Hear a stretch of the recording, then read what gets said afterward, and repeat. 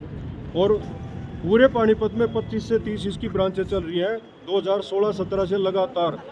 इनके एटीएम भी लगे हुए हैं। लोगों को आश्वासन दिया गया था कि यह आरबीआई से मान्यता प्राप्त है, इसके एटीएम लगे हुए हैं, लोन देती है, लोगों को जमाकर्ताओं को पूरा विश्वास दिया गया था। लेकिन अब उनका समय पूरा होने के बाद भी उनको पैसे नहीं दिए जा रहे। सॉफ्टवेयर अपडेट होने के नाम पर उनको बार बार चक्कर कटवाए जा रहे हैं, पैसे जमा कर रहे हैं, लेकिन जब पैसे देने की बात आती है तो इनका सॉफ्टवेयर बंद हो गया। अब रातों रात इनकी कई सारी ब्रांचें हैं जो बंद हो चुकी हैं और भागने की फिराक में है। हो सकता है बहुत सारे गरीब लोग इसमें फंसे हुए हैं, सभी की जांच होनी जरूरी है। माननीय प्रशासन से हाथ जोड़ के निवेदन करते हैं, जो गरीब लोग इसमें फंसे हुए हैं उनका पैसा निकाला जाए। और मेरे साथ भी 26 लाख की ठगी हुई है। सारे बड़े सीनियर अधिकारी इसमें जुड़े हुए हैं। मेरा मामला दर्ज है, लेकिन कोई कार्रवाई उसमें जो अभी जो चली हुई है प्रॉपर बोलिए साहब, नहीं हो पा रही है। जो 25 जनवरी का आपको पेमेंट देने का समय बताया गया था, 25 जनवरी चली गई, अब उस पर क्या कार्रवाई होगी? सर, उसमें कोई भी सीनियर अधिकारी आके कुछ नहीं बोल रहा, वही का अफवाह चल रही है। कोई सीनियर अधिकारी बोलने के लिए तैयार नहीं है। जब भी बोलना चाहता है तो कहते हैं हमारे पास पंचकुला से जारी एनओसी है, लेकिन वो एनओसी कहाँ पे है, किसने जारी की है, कौन उसको जारी करवाने वाला है, कौन उसको लेने वाला है। हरियाणा में सोसाइटी को लेके कौन आया था? सोसाइटी ने इसके कहने से सोसाइटी चालू हुई थी। सोसाइटी ने जमाकर्ताओं पर विश्वास कैसे जीता? वो सर ये लोन देती है, इसके एटीएम लगे हुए हैं, सरकारी सोसाइटी बनने वाली है, ऐसी बातें बोल करके पिछले 2-3 साल आप लोग कैसे जुड़े थे? आप कैसे जुड़े थे जब आप ये बोल रहे हो कि हरियाणा में लाने वाला कौन है? आपको पता तक नहीं है इस बात? हमें पता नहीं है। और आप इससे जुड़ भी गए। कोरोना का टाइम लगा हुआ था जी, उस टाइम सब लोग अपने घर पे थे, किसी के पास रोजगार था वो भी खत्म हो गया था। ये घर पे आए, लोगों से मिले, मेरे साथ भी घर पे आके मिले कि भी आप खाली बैठे हो, पार्ट टाइम में लोगों के साथ अपने खाते खुलवा लो।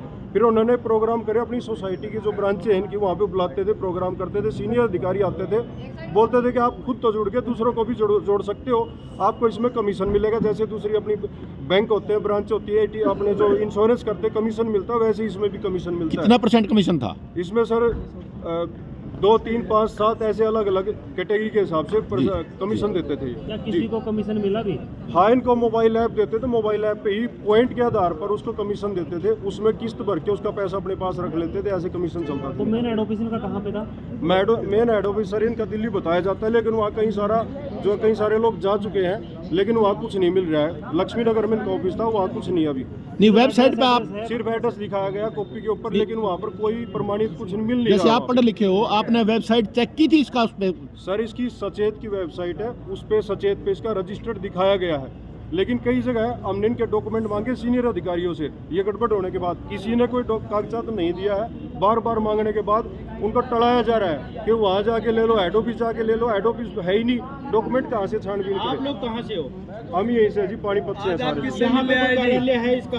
कार्यालय जी संजय चौक पे ब्रांच है इसकी, सबसे मेन जो सबसे पुरानी ब्रांच है संजय चौक पे। उसके बाद समाजा में खुली थी, और उसके बाद पूरे पानीपत में 25-30 ब्रांच है, जिसकी पूरी लिस्ट हमारे पास है। सोनीपत में भी ये मामला दर्ज हुआ है? हाँ जी, सोनीपत में मामला दर्ज हुआ है 13 लोगों के ऊपर, और कई 100 करोड़ का ये मामला हो सकता है पूरे हरियाणा में। पानीपत का इंचार्ज कौन था इस कंपनी का? सर पानीपत के कई सारे थे, इसमें सबसे मेन है यहाँ पे विजेंद्र वाल है, उसके साथ आकाश श्रीवास्तव है। वो कहाँ आजकल? ये सब दिखते नहीं, कोई भी सामने नहीं आता, कोई सामने नहीं आ रहा। लोग परेशान हो रहे हैं, उनको पैसे नहीं मिल रहे, बार बार फोन करते हैं, फोन स्विच ऑफ कर लेते हैं, किसी को जवाब नहीं देते हैं। बहुत सारी परेशानी। कहाँ रहने वाले हैं ये लोग? ये सर एक अम्बाड़ा से है, एक पानीपत से ही है। तो आज आप लोग यहाँ इकट्ठे हुए हैं, किस मकसद से इकट्ठे हुए हैं? सर हमारे साथ हमें ऐसा लग रहा है कि ठगी हुई है, हमारा पैसा दिया नहीं जा रहा है, समय पर समय दे करके घुमाया जा रहा है। ये देखो बुजुर्ग लोग हैं बेचारे, सारे परेशान हो रहे हैं। जो कंपनी का मालिक है उसका क्या नाम है? समीर अग्रवाल है जी। कहाँ का रहने वाला है? ये यूपी या कहीं से है जी, यूपी या एमपी से है। अब कहाँ पे है? ये दुबई भाग चुका है जी। इसके पास इसके ऊपर कई सारे केस दर्ज है। इनकी 7-8 सोसाइटियाँ चल रही थी। आपने क्या पता दुबई भाग? ये अखबारों में न्यूज आ रही है जी, ये न्यूज आई हुई है अखबारों में, और दूसरे राज्यों में भी बहुत सारे मामले दर्ज हो चुके हैं, कार्रवाई चल रही है। यूपी ललितपुर में आप चेक कर सकते हो, इंटरनेट पर चेक करो, बहुत सारे मामले दर्ज चुके हैं, और कई 100 करोड़ का ईडी उसकी जांच करी है जी वहाँ पे। तो आप भी पानीपत से पर्चा दर्ज करवाने के एवज में आए हो? जी जी बिल्कुल, या तो हमारे गरीबों के पैसे वापसी दिलवाए जाए, या नहीं तो इसकी छानबीन की जाए, गहनता से इसकी जाँच की जाए। अपना नाम बताओ। जी मेरा नाम मनोज कुमार है। ठीक है।